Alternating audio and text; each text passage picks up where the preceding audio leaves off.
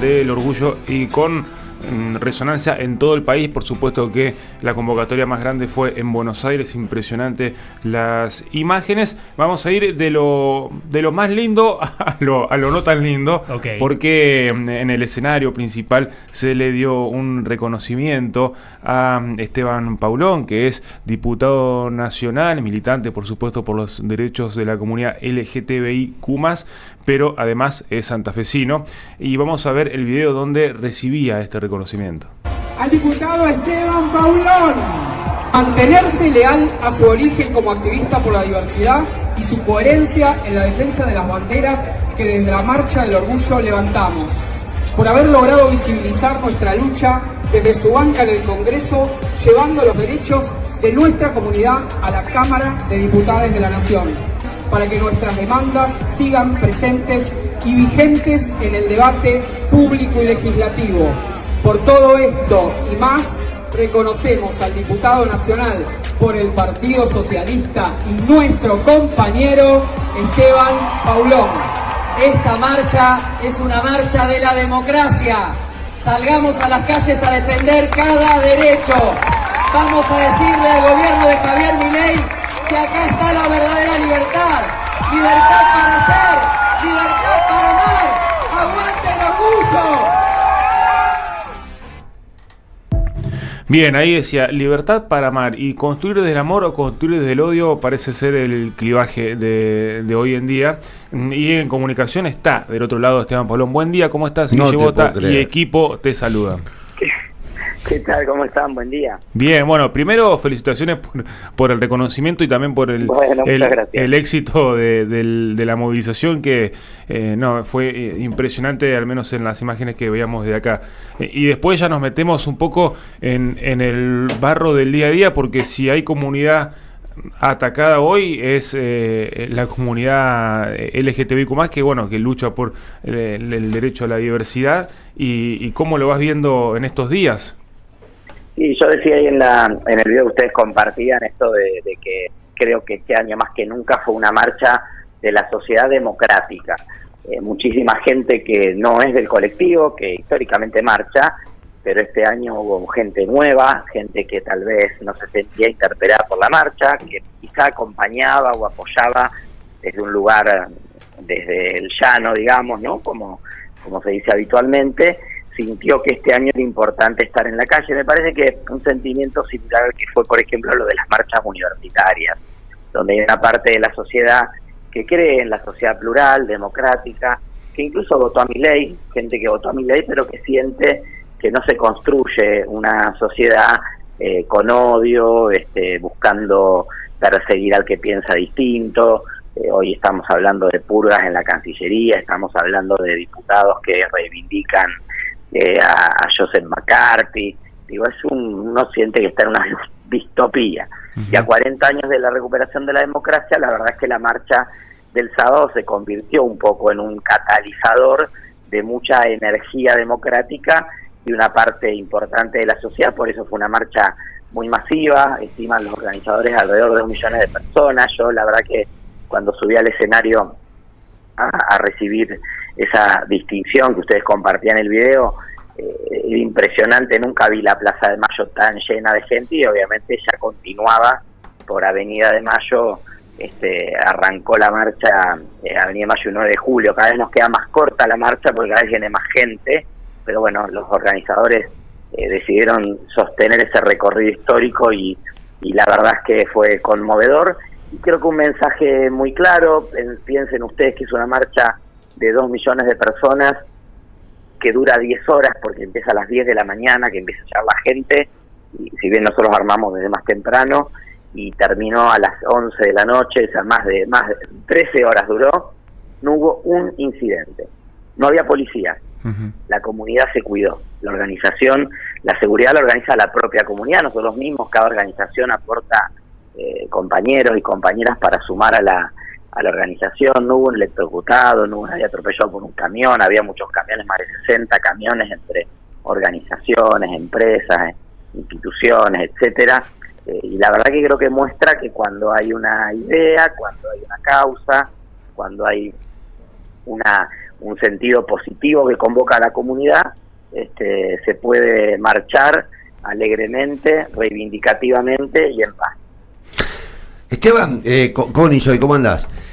Connie, ¿cómo te va? Bien, pues es que pensaba mientras te escuchaba, y es un debate que yo tengo acá en el estudio frecuentemente, hasta qué punto todo aquello que simbólicamente pasa en el discurso o en el lenguaje del poder, digamos, la vuelta a la violencia, esto que vos planteabas recién, la reivindicación de cuestiones absolutamente resueltas, como es el mascartismo, digamos, hasta qué punto se traduce en lo cotidiano. Y la pregunta es, ¿ustedes han sentido en los últimos tiempos que hay un recrudecimiento de algún tipo de actitudes discriminatorias, y hay un envalentonamiento de algunas cuestiones vinculadas a la persecución de la diversidad sexual, o todavía no? Mira, yo creo que hay siempre, ninguna sociedad es 100% ni liberal, ni pro derecho, ni antiderecho, ni facha, ni macartista, ni lo que sea.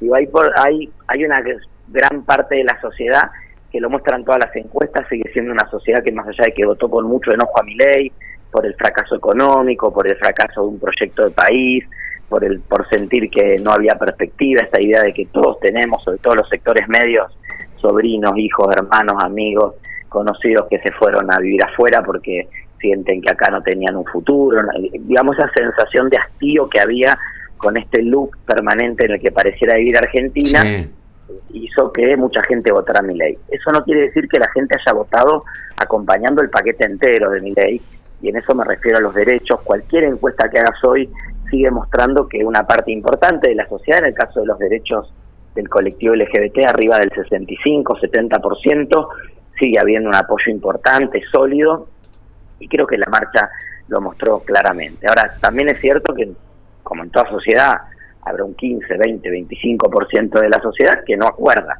que no está de acuerdo, que siente que esto debilita los valores tradicionales, que siente que por culpa de estas causas y estas agendas la sociedad se pervierte. Bueno, hay un montón de cuestiones que son las que escuchamos en los sectores de poder. Lo que hacen estos discursos desde el poder es legitimar a aquellos que tal vez antes no lo decían porque sentían que el contexto no era amigable, y hoy salen y lo plantean. Y lo plantean incluso desde sus bancas en el Congreso, lo plantean desde sus cargos en la Cancillería, lo plantean desde sus cargos en los ministerios o en la Secretaría de Educación, o el propio presidente, gente cercana al presidente, etcétera. Obviamente que en algún momento un porcentaje mucho más pequeño que ese envalentonamiento lo siente en sentido de que tal vez ese discurso odiante pueda pasar a algo concreto, y hay una mayor hostilidad en ciertos sectores de la sociedad hacia la comunidad. Cuando vos estás en un lugar y hay gente que empieza a sentir que no está mal decirte que no te muestres de la mano con tu pareja porque es una perversión. Digo, Nicolás Márquez el sábado para la marcha puso buen día para encerrarse en una casa, bajar las persianas, prender la luz y leer un libro y conectarse con no sé qué para no ver a la parva de degenerados, bla, bla, bla. Digo, bueno, hay alguien que piensa eso y que te encuentra en la verdulería de la mano con tu pareja, o comiendo en un restaurante o en una casa de comidas rápidas, o caminando simplemente en la plaza, y empieza a mirarte mal, a decirte que no va. Es minoritario, yo entiendo que la mayoría de la sociedad aún no va hacia allí, y no creo que vaya hacia allí, pero hay un segmento que antes no se animaba y hoy se anima. Que se autoriza, que lo autorizan, digamos. Que lo autorizan. Sí, lo legitima, lo permite. Y después también la hostilidad estatal. Digo, nosotros hoy tenemos, uno porque por ahí a veces no, en el contexto en el que está, mira un poco más cerca, y muchas de las funciones que antes cubría el Estado Nacional hoy la realizan los estados provinciales, y en nuestro caso estamos en una provincia donde todavía existen las políticas públicas de género, LGBT, de salud pública, entonces tal vez nos parece un poquito más lejano, pero pensemos en un contexto de otras provincias donde tal vez eso no ocurre. Hoy el gobierno tuvo que salir a comprar de emergencia medicación antirretroviral para el VIH porque empezaron a faltar los tratamientos. Desde los años 90 que se proveen los tratamientos desde el Estado. Hoy en el presupuesto nacional del año que viene hay menos presupuesto nominal para el programa de VIH y desinflacionado en las reducciones del 76%. O sea, olvídate de que se compre un preservativo, olvídate de que se compre una medicación, olvídate de que se compre un reactivo. Y eso es es un derecho perdido y es un síntoma y un signo de hostilidad estatal también, ¿no? Y obviamente pueden aparecer estos discursos, que el presidente lo decía en relación al consumo de drogas, pero creo que con el VIH piensa lo mismo, pero bueno, si te agarraste VIH, arreglate tu problema. Si consumís droga, a mí no me molesta, mientras no me jodas, y matate como quieras. Ahora no me vengas a pedir el tratamiento a mí en el Estado.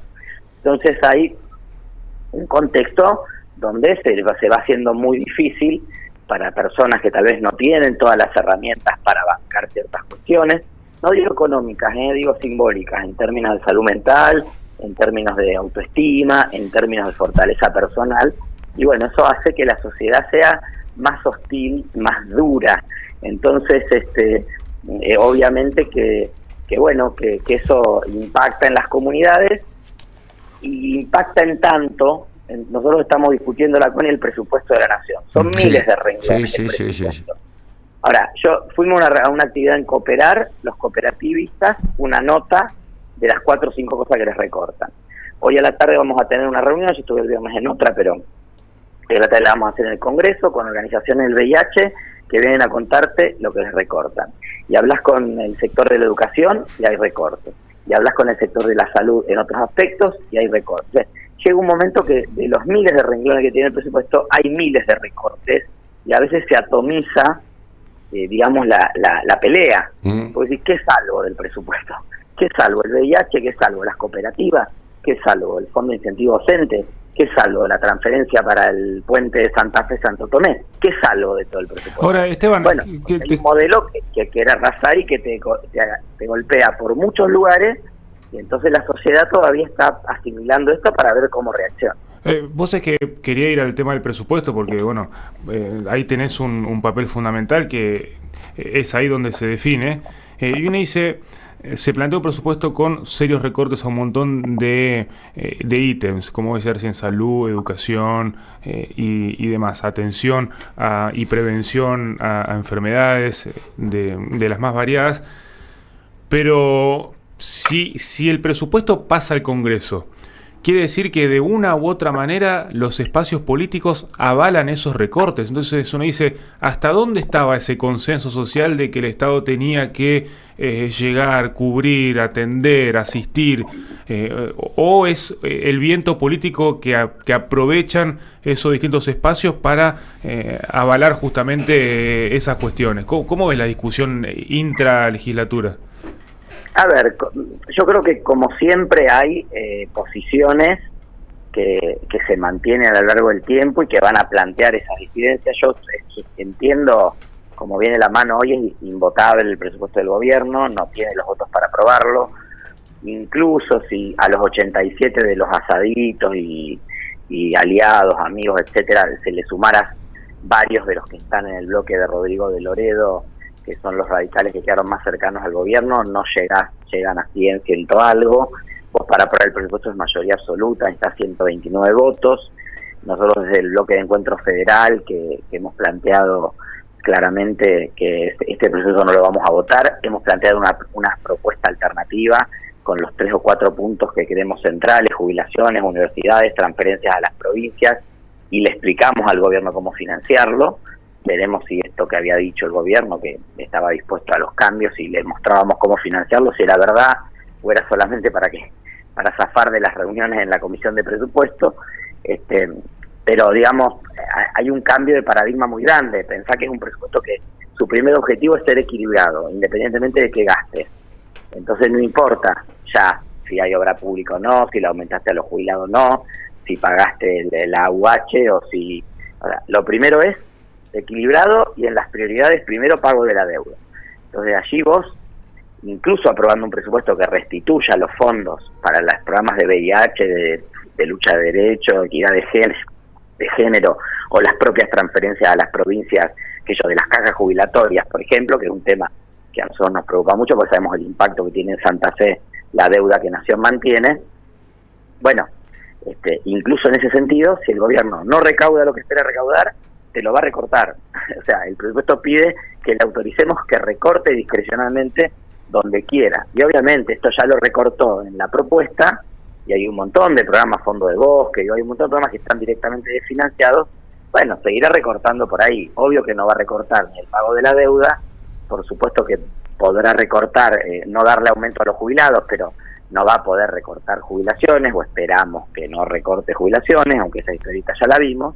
Entonces hay un cambio de paradigma muy fuerte donde bueno, se plantea, este es el modelo que plantea Javier Milei. Por otra parte, el presupuesto es una prerrogativa del Ejecutivo, y la gente votó esto. Entonces, a quienes tenemos una convicción de mucho tiempo y creemos que, obviamente, que se podían hacer muchas cosas mejor, se hicieron muchas cosas mal, el gobierno anterior hizo todo mal y nos trajo hasta acá, el kirchnerismo nos trajo hasta acá, eso no tenemos duda, pero a ver si vamos a recortarle la medicación a la gente que vive con VIH, que aparte en el grueso del presupuesto no tiene impacto. Entonces tenemos que poder pensar formas creativas de sostener ciertas cuestiones básicas. Después, obviamente, en el margen, cada gobierno tiene su prerrogativa y este gobierno la tiene. El problema también es que acá nosotros tenemos una dificultad objetiva para construir positivamente en política. Seguimos construyendo contra. Y como a Milei esto le resulta negocio y a Cristina le resulta negocio, volvimos a esta grieta que nos tiene encerrados hace más de una década en Argentina, donde no es a favor de nadie, sino que es contra algo. Y hay sectores políticos que dicen, antes de votar algo con el kirchnerismo me corto la mano. Entonces probablemente voten un presupuesto con recortes para no votar con el kirchnerismo. En lugar de pensar, como decimos nosotros, que no tenemos que dar un examen de no kirchnerista, que nos unimos a toda la oposición en Santa Fe para ganarle la provincia al kirchnerismo, que hemos sido señalados, estigmatizados, perseguidos por el kirchnerismo cuando gobernábamos la provincia. Nosotros decimos, mirá, no importa si voto o no voto con el kirchnerismo, lo importante es que pensemos un proyecto distinto al que mandó el gobierno y lo expliquemos, y le digamos a la gente de dónde salen los recursos, y cómo hacemos que la carga de este ajuste que está haciendo el presidente sea un poco más equitativa. ¿Ese es el presupuesto que haría el Partido Socialista si fuera gobierno? Posiblemente no. Ahora, es un presupuesto que, en el marco de las restricciones generales que hay en el país, y respetando algunas líneas de decisión política, que el presidente tiene la prerrogativa, porque para eso lo votaron, y la gente votó ese proyecto de país. Después la gente en campaña le explicaremos a la gente por qué ese proyecto fue malo y por qué hay que votar otro. Pero digo, esto es la democracia. O sea, nosotros sí entendemos la democracia, no como el presidente que se enoja y dice lo mío o nada. Entonces decimos, bueno, esta es una alternativa razonable, recomponemos algo las jubilaciones, recomponemos algo el presupuesto universitario, recomponemos los fondos que se le deben a las provincias. Bueno, planteamos esta alternativa. Esteban. Bueno, nosotros vamos a ir con esa porque creemos honestamente que hay que superar la grieta, pero con propuestas concretas, y que hoy está la posibilidad de presentar un presupuesto que no sería el presupuesto que yo votaría, pero que sí es un presupuesto que va en línea con algo de lo que desea el gobierno nacional, pero que respeta consensos sociales mínimos. Esteban, Lautaro te saluda. Te tiro una pregunta cortita, no quiero ampliar mucho más la entrevista, pero primero, felicitaciones por el otorgamiento. Doy fe que es una marcha muy masiva, no siempre muy bien reflejada por los grandes medios masivos de comunicación. El año pasado estuve en esa marcha y la verdad que es increíble lo masiva que es. Pero al principio de la entrevista para mí diste en la tecla con algo que me gustaría volver para cerrar el arco, y lo pregunto con el mayor de los respetos. ¿Esa comunidad se repiensa y se repregunta con ese par que está al lado y que votó a Milei y que de alguna manera está votando algo que va a coartar su propia libertad? Mira, creo que la experiencia nos ha mostrado, y esta fue una marcha, incluso quienes vinieron habrán visto que no fue una marcha anti-Milei, fue una marcha pro derechos y a favor de la democracia. Porque la comunidad, después de haber sido siglos perseguida, estigmatizada, cagada a palo, silenciada, entiende que ese no es el método. Entonces, te diría que hay por supuesto, Milei como personaje es muy atractivo para pegarle, a nosotros nos resulta muy sencillo oponernos porque es brutales, crueles, no creen en la comunidad, es todo lo contrario. Pero dentro de la comunidad, que hay gente que lo ha votado a Milei, mucha gente que lo ha votado a Milei, yo conozco compañeras trans que lo han votado a Milei y el tipo ya está levantando el cupo trans a nivel nacional. Hay una actitud de poder hablar, de convencer, y es lo que se ve en la marcha. Vos en la marcha había un montón de gente que conocemos y que sabemos que votó a Milei y nadie estaba persiguiendo a nadie. Es más, te digo, los influencers, estos provocadores que andan dando vuelta, el Fran Fijap, el Nene Nazi, el Rapitrucho, todo eso que andan dando vuelta, ni vinieron.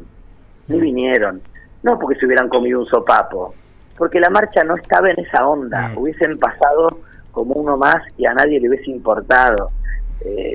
Era una marcha que estaba en otra cosa, que estaba en defender los derechos y en decirle al gobierno y a la sociedad argentina que hay una comunidad que va a defender lo que logró, que lo va a defender con alegría, con amor, construyendo lazos, sin violencia, sin tirarle una piedra a nadie, pero que lo va a defender. Y defender una convicción no implica ser violento ni pelearse con nadie, sino es ser firme en lo que uno piensa y demostrar y trabajar para que eso no pase. Entonces, hay una actitud de diálogo y de tratar de que entiendan después cada uno tendrá su idea política, etcétera, pero tratar de que entiendan que efectivamente este proyecto va en contra de los derechos. Y mucha gente votó muy enojada con lo que había y pensando que no se iba a animar Milei a tanto.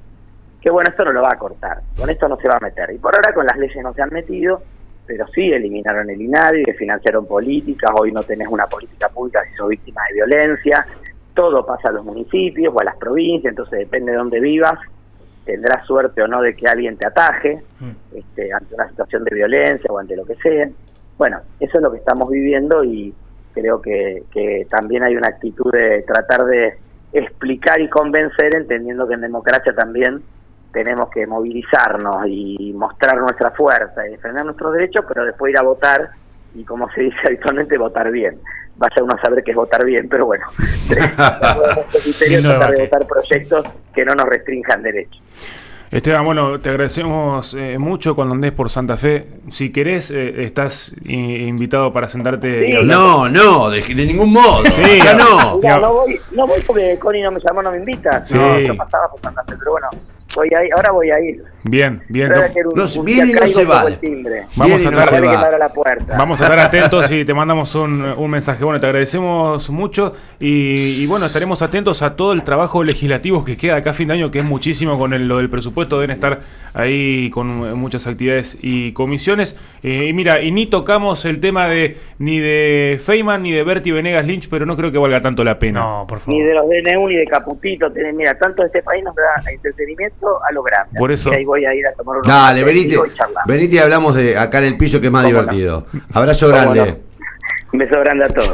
Chao. Ahí estaba, pasaba Esteban Paulón, diputado nacional por Santa Fe, charlando sobre la marcha del sábado y bueno, sobre todas estas polémicas que vamos discutiendo en el día a día, pero con el trasfondo de políticas que se desfinancian y que se discontinúan y que son muy importantes, por ejemplo, para la prevención y la atención de enfermedades como el VIH, que hoy está sufriendo y sufriría un recorte muy importante en el presupuesto del año que viene. Ya venimos.